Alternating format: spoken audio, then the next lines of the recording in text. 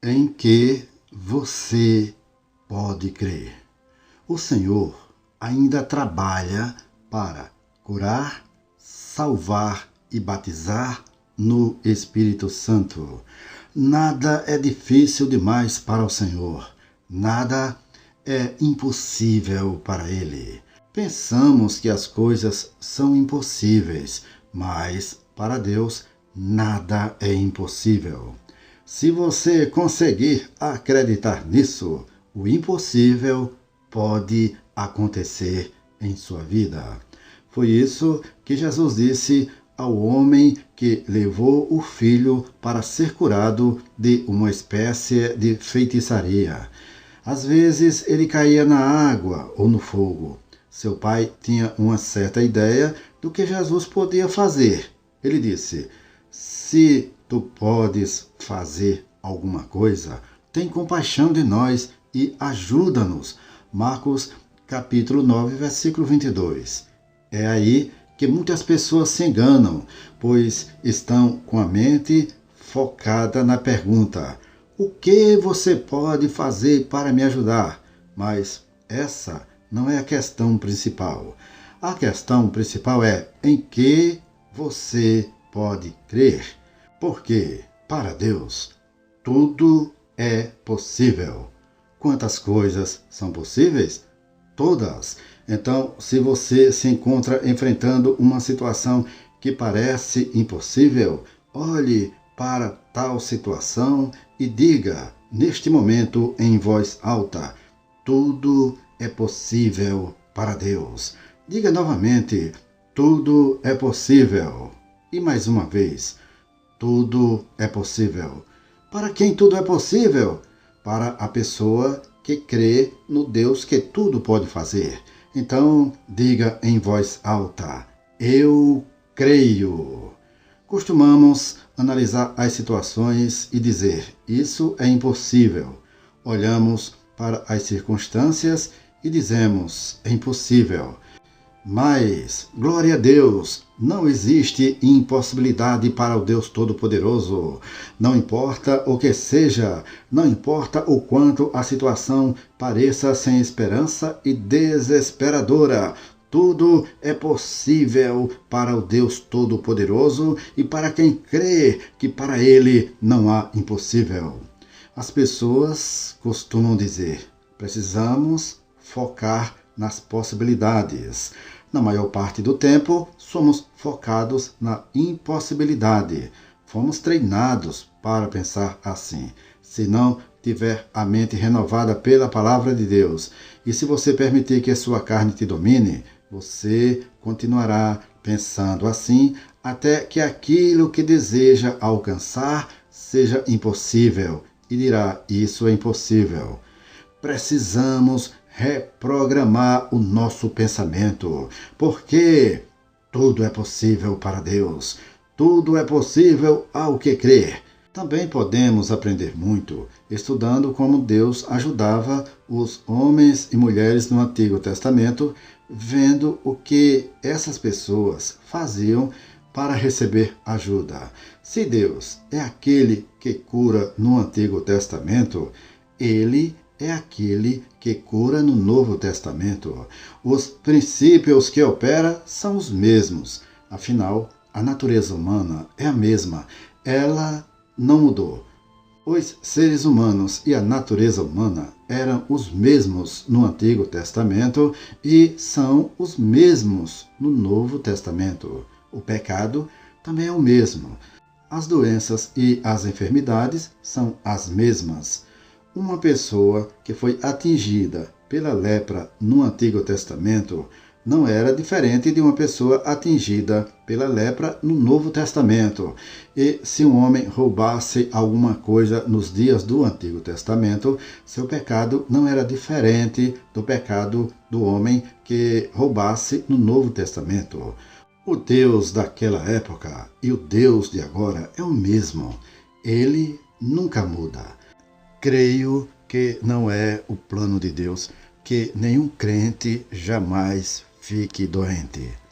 Creio que todo crente deveria viver e completar todos os seus dias, e se Jesus tardar, deveria gastar todo o seu tempo e depois adormecer nele.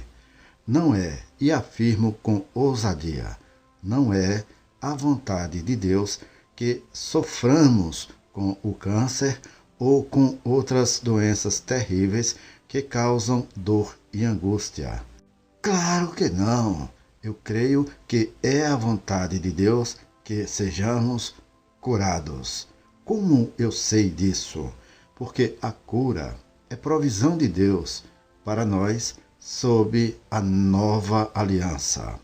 Está escrito na palavra de Deus: pois não me envergonho do Evangelho, porque é o poder de Deus para a salvação. Romanos capítulo 1, versículo 16. A cura é a vontade de Deus para você. Uma vez que a palavra de Deus declara que a cura está no plano da redenção de Deus, você pode saber e ter a certeza de que a cura é a vontade de Deus para você. Vamos examinar o caso do rei Ezequias, uma figura do Antigo Testamento que acreditava que tudo é possível para Deus. Lemos quando Ezequias estava lembrando ao Senhor que no seu coração havia sido perfeito para com ele, mas não que sua pessoa fosse sempre perfeita. Mas quer ele fizesse o que era certo ou não, o fato é que Ezequias queria fazer a coisa certa. É isso que o Senhor está procurando. Depois, a Bíblia diz que Ezequias chorou muitíssimo. Isso significa que ele chorou um grande pranto. Assim nos diz a palavra de Deus. Então veio a palavra do Senhor a Isaías, dizendo: vai e dize a Ezequias: assim diz o Senhor, o Deus de Davi, teu pai: ouvi a tua oração e vi as tuas lágrimas. Acrescentarei, pois, aos teus dias 15 anos. Isaías capítulo 38, versículos 4 e 5. Observe que Deus não disse apenas ouvi a tua oração. Ele também disse: vi as tuas lágrimas. Resumindo, o primeiro versículo diz que Ezequias adoeceu de uma enfermidade mortal, ou seja, ele estava morrendo. O profeta Isaías veio e lhe entregou uma mensagem do Senhor dizendo: põe em ordem a tua casa, porque morrerás e não viverás. Isaías capítulo 38, versículo 1. Ezequias não apenas estava enfermo de uma doença incurável, como o próprio Deus havia pronunciado uma sentença de morte sobre ele.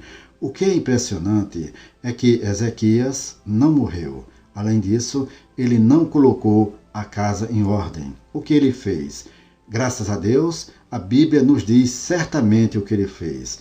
Então virou Ezequias o rosto para a parede e orou ao Senhor. Versículo 2. Sabemos que Ezequias também chorou e orou. Todos nós, às vezes, choramos e oramos.